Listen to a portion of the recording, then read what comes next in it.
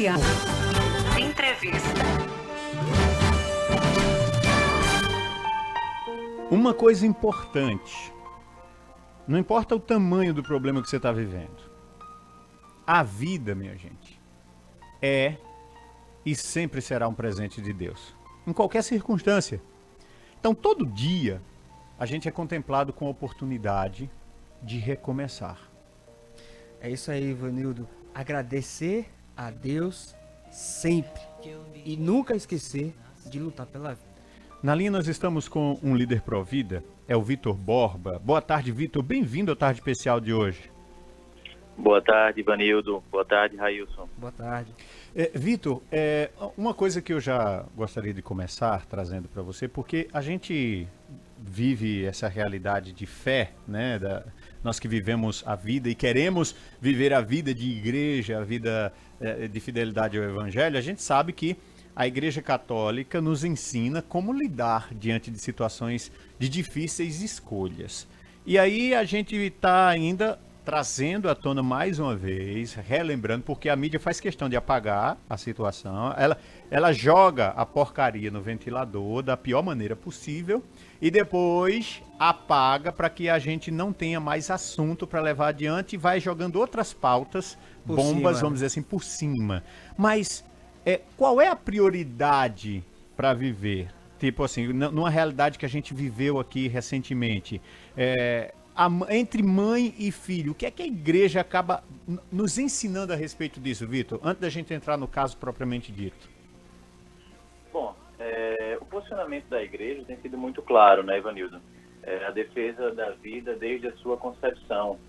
E nós vemos esse tipo de defesa ao longo das escrituras muito claramente. Jeremias 1,5 fala que desde antes da sua concepção, ainda no ventre de nossa mãe, Deus já havia nos consagrado, já havia consagrado o profeta Isaías e muitos outros trechos. O que a mídia vem levantando com relação a determinadas ofensas que teriam sido dirigidas à menininha de 10 anos é mentira. Tanto é que você não vê nenhum vídeo, nenhuma prova, nenhuma imagem, e havia naquela ocasião inúmeros telefones filmando de todos os ângulos possíveis, inclusive emissoras que veicularam essa fake news. E não tem nenhum tipo de prova com relação a isso, porque não existiu. É simples, nós como cristãos, católicos, nós sempre seremos em defesa das duas vidas. As duas vidas importam. Isso é que a gente precisa deixar muito claro, tanto da criança de 10 anos, quanto da criancinha de 6 meses que foi brutalmente assassinada naquela ocasião.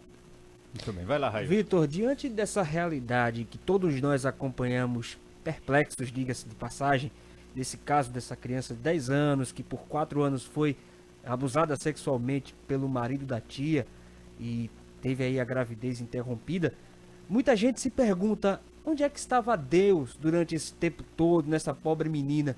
Agora, na sua visão, como líder do Provida, como é que você compreende essa lamentável história? Repare, as ações ruins são provocadas por homens e mulheres ruins.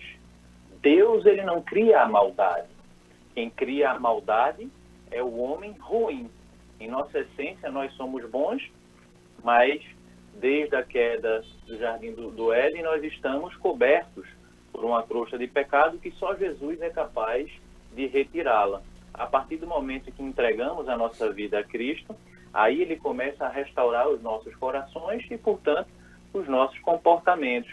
É claro que existe, à luz da palavra de Deus, uma certa permissão que ocorra determinadas situações para que de uma determinada situação ruim Deus consiga mostrar muitas coisas boas, como diz lá em Romanos 5, onde abundou o pecado, superabundou a graça de Deus. E uma das coisas importantes é que, diante das escolhas que nós temos, as oportunidades de escolhas, eu não posso deixar que a realidade do pecado seja de fato uma superabundância na minha vida para a graça ser maior. São Paulo também vai dizer isso, porque muitas vezes tem gente que quer se esconder até atrás dessas realidades. Não, deixa eu pecar mais um pouquinho para a graça ser maior. E não existe isso, né? A questão dessa consciência. Quando eu tenho consciência do pecado, vou e faço, É aquela eu tô situação, né? matando a minha alma também. Uma coisa não é coberta a outra, né? Isso. E a gente sabe que muitas vezes, Railson fez essa pergunta aí, onde está Deus? E tem muita gente que não crê, ou até vive a fé de forma tíbia, Vitor, que pergunta também, como é que a igreja tem a capacidade de defender aí a vida, mas não está nem ligando para o abuso que a menina sofreu, como se a igreja estivesse se posicionando, esquecendo toda a realidade do trauma que a menina vinha sofrendo durante todo esse período. Como é que vocês veem essa realidade? Veja bem, Ivanildo, um crime não justifica outro crime. A gente precisa deixar isso muito claro. Hoje a CNBB emitiu mais uma nota, dessa vez se referindo à mãe da criancinha que foi morta, abrindo as portas da igreja e dizendo: estamos de portas abertas para acolhê-las, tanto a mãe, quanto a avó, quanto a família, ofereceu apoio integral, assistência psicológica e todos os aparatos necessários para recuperar a vida dessa criança de 10 anos, que começou a ser destruída lá atrás. Quando algumas pessoas dizem, mas a questão da violência sexual, nós somos veementemente contra, é óbvio, qualquer tipo de violência. O que nós queríamos era salvar as duas vidas, enquanto o outro lado queria salvar apenas uma e matar a outra. É muito claro. Agora, o que a mídia tenta fazer é desfocar da ação do médico em questão de tirar a vida de uma bebezinha de 6 meses de gestação. Eu queria só fazer mais um aqui. A questão é a seguinte, uma coisa que você levantou que foi muito importante. A gente tinha ali vários celulares filmando, inclusive a gente sabe que quem quer confusão faz o seguinte, provoca, e geralmente quando desperta a reação do lado provocado, é que liga o celular e filma somente aquele contexto fora do contexto, aquela realidade fora do contexto. Em algum momento, houve uma tentativa de invasão por parte daqueles que lá estavam. O que é que vocês foram fazer lá na frente do CISAM? Fala pra gente, Vitor. Nós tínhamos 2 objetivos muito claros, Ivanildo. O primeiro, fazer uma vigília de oração pela mãe da bebezinha e pela bebezinha. E o segundo propósito era oferecer uma alternativa de acolhimento, porque nós tínhamos a comunidade católica diante do altar, do fundador Paulo Henrique, que já havia se predisposto a acolher aquela família, caso a família optasse por essa alternativa. Nos foi tolhido o direito de oferecer uma segunda alternativa. O próprio médico não nos deixou. E nós continuamos orando, fizemos uma vigília, oramos o texto em frente ao hospital, quando chegou um grupo de pessoas pró-aborto e começou a proferir ofensas, injúrias, insinuaram que os padres não poderiam ficar perto de crianças. Imagine isso. Fazendo a piadinha, insinuaram isso. Veja bem, para ofender, para querer causar confusão. No momento que tem circulado aí nas redes sociais e em alguns canais de imprensa, mostra um determinado parlamentar tentando entrar no hospital, o que naquela circunstância ele tentou exercer a sua atividade de fiscalização de infraestrutura de órgãos públicos estaduais, determinado parlamentar e deputado estadual, e no ofício dele ele tem essa obrigação de fiscalizar a infraestrutura de hospitais estaduais ou de órgãos estaduais, e ele queria, inclusive, investigar o fato de que supostamente haveria pressão por parte de alguns entes para fazer com que a criancinha de 10 anos abortasse. Então eram os 2 propósitos que naquela ocasião se mostravam dentro daquele princípio de tumulto, o que teve o parlamentar o seu direito impedido de exercer essa fiscalização e investigar essa denúncia que ele tinha recebido, de que supostamente estariam pressionando a menina a tirar o bebezinho. Entendi. Agora, Vitor, a gente está falando muito do ocorrido aqui em frente ao CISAM. Vamos voltar um pouquinho no tempo e vamos lá para o Espírito Santo falar da decisão judicial. É verdade que essa ação era para uma análise e não para, de fato, ocorrer diretamente o aborto? O que consta na própria matéria divulgada por uma emissora de certa audiência de rede nacional é que, de fato, a decisão constava uma análise do caso. O juiz, ao que nos consta, dizia: analisem o caso e decidam. Ele não diz faça, ele diz analisem o caso e decidam. Então, isso é muito claro em própria matéria veiculada por essa emissora. Uhum. Então, ou seja, a ordem judicial não era faça-se o aborto, mas a equipe médica, até porque o juiz não é médico, a equipe Claro. médica faça Era quem tem que fazer análise a análise. e proceda. Só que, ao mesmo tempo, a gente sabe que algumas realidades dos médicos, inclusive o próprio médico que fez o procedimento, ele já tem uma concepção, inclusive ele é entusiasta dessa realidade de dizer: qualquer gravidez indesejada, para mim, é risco de morte, induz ao risco. Então, se eu já estou com essa premissa, se eu estou com a premissa de que se eu saio na chuva, eu vou morrer, ou pelo menos, mesmo que eu não morra, mas digo: se você sair na chuva, eu vou morrer. Eu saio na chuva, a gente mata. Então, é basicamente por aí, essa linha de raciocínio procede, então, ou seja, para essa realidade do que a gente está constatando aí é que tanto fez como tanto faz, ia acontecer de todo modo, caindo nas mãos aqui da nossa equipe, a equipe médica. Quando eu digo nossa equipe, é a equipe pernambucana. Nos causa estranheza, né, Ivanildo? No mínimo, nos causa estranheza de que a equipe médica no Espírito Santo se recusou a realizar esse aborto e, inclusive, em matéria amplamente divulgada, fizeram um ofício dizendo que a idade já estava avançada da gestação e, portanto, se recusariam. E não é coincidência que veio para as mãos de um médico que já tem uma posição firmada com relação a isso, que rechaça e rechaçou a possibilidade de outra alternativa ser oferecida à família e mostrou toda a disposição em matar o bebezinho, o feto. Perfeito. A questão dos possíveis procedimentos, vamos lá. Entre o aborto, porque na minha concepção é o seguinte, né, enquanto jornalista eu já vi casos de se vai tirar o bebê que lá está, independente se é aborto ou se é uma cirurgia, o bebê tem que sair. Vai ter que sair. Esse procedimento ele vai ter que sair de algum modo. Ou cirurgia de cesariana, ou expelir. Indução, parto. Vamos lá. Essa menina de 10 anos, o que justificava, essa menina não vai aguentar um parto, essa menina não vai aguentar, não tem estrutura para isso. Mas aqui para nós, Vitor, ela não foi induzida a um parto mesmo com o bebê morto? Sim. Existem duas formas de se tirar o bebê, seja vivo ou seja morto, por cesárea ou por vias naturais, de um parto normal. Em ambas as situações, a gestante passa pelas mesmas complicações, pelas dores, pelas contrações, no caso da saída pelo canal vaginal, as dores e as contrações acontecem. A menina sente dor, a não ser que tenham dado algum tipo de analgesia, segundo o nosso médico Provida lá do Rio de Janeiro, que ele acha muito difícil.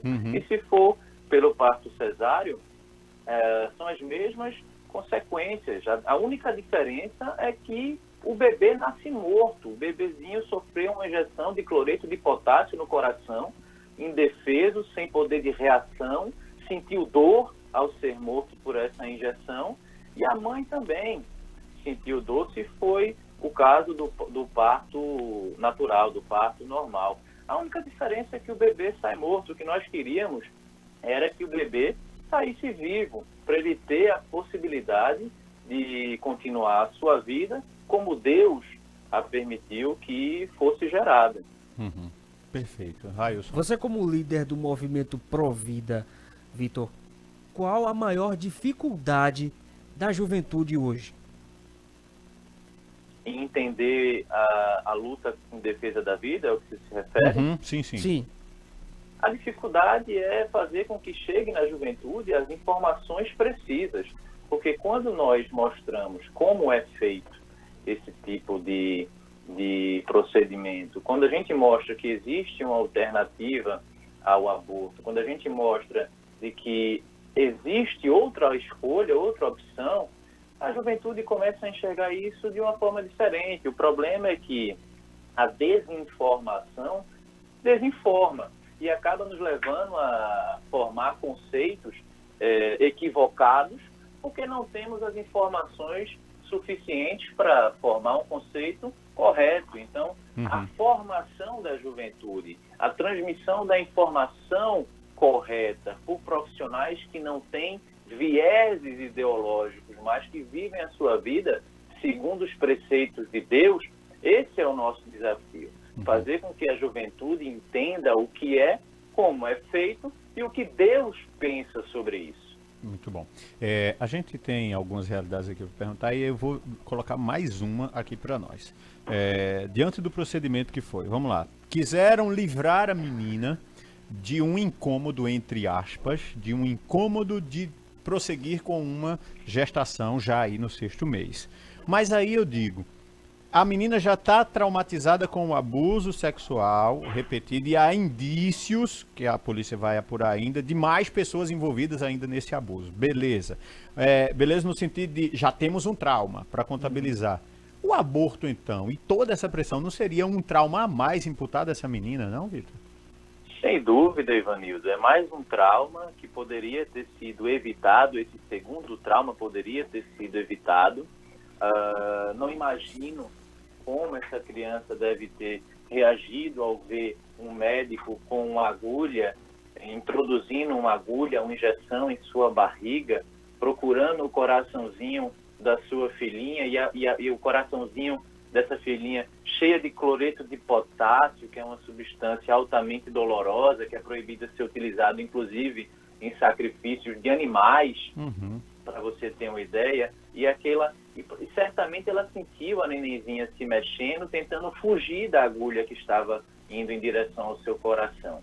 É um trauma, sem dúvida, muito difícil de ser superado, e por isso a igreja vem acolhendo inúmeras famílias nessas circunstâncias e já ofereceu publicamente acolhimento a essa família, a essa criança. E é a velha história, Ivanildo. As duas vidas, para quem é cristão católico, sempre importam. Perfeito. Tem mais uma, deixa eu provocar mais um pouquinho, posso? Fica à vontade. Olha, a OAB, por exemplo, ela sempre se coloca a favor dessas realidades, defendendo tudo, mas há exatamente um mês do acontecimento, antes, a OAB estava numa campanha, a luta pela vida da égua flor, pelo direito do seu filhote nascer, e o nome da campanha era Direito de Nascer, ou seja, eu vi uma instituição que abarca aí advogados no Brasil inteiro, lutando para uma égua não ser morta porque ela estava grávida. E o texto ainda dizia, da apelação, e este filhote, este embrião, é uma vida, e ele tem direito de nascer. Quer dizer que pode nascer cavalo, mas mata gente, Vitor? Pois é, né, Ivanildo? Isso é uma inversão completa de valores. É lamentável, nós recebemos esse tipo de notícia com imensa consternação de que parte minoritária da sociedade enxerga a vida de um potro como sendo mais valiosa do que a vida humana, o que vai totalmente contra os princípios de Deus, aquilo que a gente encontra na Sagrada Escritura, na tradição da igreja, no magistério. É absolutamente equivocada esse tipo de entendimento, na minha visão, de que a vida de um potro, veja como muda, né, a defesa. O direito de nascer existe para um potro, mas não existe para uma nenenzinha, uma menininha de 6 meses de idade, de gestação, não é verdade? Isso. Então, aí até dizia assim, ó, se o recurso for aceito e o direito de nascer for permitido ao potro, uma nova era começará na luta pelo ativismo dos animais. A bioética nos define o conceito de que o embrião é vida, portanto, significa reconhecer que deve ser respeitado como tal, justificou o advogado. Então, infelizmente, nós estamos num país onde as lutas, e para que a lei seja válida, é para um bicho nascer, e as lutas para que matemos as pessoas. Se não entendermos isso, e aqui eu digo uma coisa, viu, Vitor, para a gente já fechar a nossa conversa, eu já vou preparar, já peço que você prepare suas considerações finais, mas eu digo aqui o seguinte, muitas vezes nós esquecemos de aquilo que as nossas mães, as nossas avós diziam para nós: respeite os mais velhos. Por quê? Porque a gente tem aqui uma velhinha chamada Igreja Católica Apostólica Romana com 2000 anos. Ela sabe o que diz, gente. Então, quando essa velhinha de 2000 anos fala, ela tem experiência. Então, siga o conselho da sua avó, respeite os mais velhos, que a igreja não é de estar dizendo besteira, não. Então, para ser católico, tem que, de fato, olhar para essa realidade da defesa ativa da vida. Vitor, quero agradecer e peço suas considerações finais dessa nossa conversa. Claro, Ivanildo. Eu gostaria de encerrar essa entrevista, primeiramente agradecendo a oportunidade de esclarecer um pouco os fatos sobre o que ocorreu nesse incidente. Agradecer ao ouvinte da Rádio Olinda e dizer que há esperança, Ivanildo. Há esperança, nós precisamos de todo cristão católico, nós precisamos entender que todos nós somos igreja, que não podemos ser igreja apenas nos momentos confortáveis, mas também nos momentos de tribulação. Nosso arcebispo vem sofrendo inúmeras injúrias com relação a esse caso. Nós estamos com o nosso arcebispo, estamos com o Provida, estamos com as comunidades católicas em defesa de todas as vidas, porque todas as vidas importam. Eu gostaria aqui de deixar uma pergunta no ar. Onde estão os políticos que se dizem católicos em defesa de Dom Fernando? Onde estão? Muitos se dizem católicos na hora da eleição, mas onde estão eles agora para se pronunciar em defesa do nosso arcebispo nessa luta? É a pergunta que eu faço para o católico. Busque entender qual é o posicionamento de fato, desses que estão aí pedindo seu voto próximo às eleições, porque a gente sabe quem anda dizendo que é católico e na hora da tribulação, quem está junto do arcebispo, quem bota a cara para dizer que é em defesa das duas vidas. Muito bom.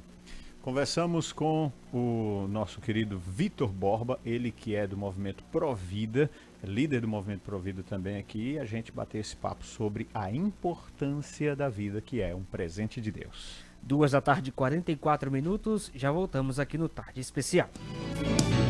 Rádio Olinda, a rádio da família. Se hoje me escuta,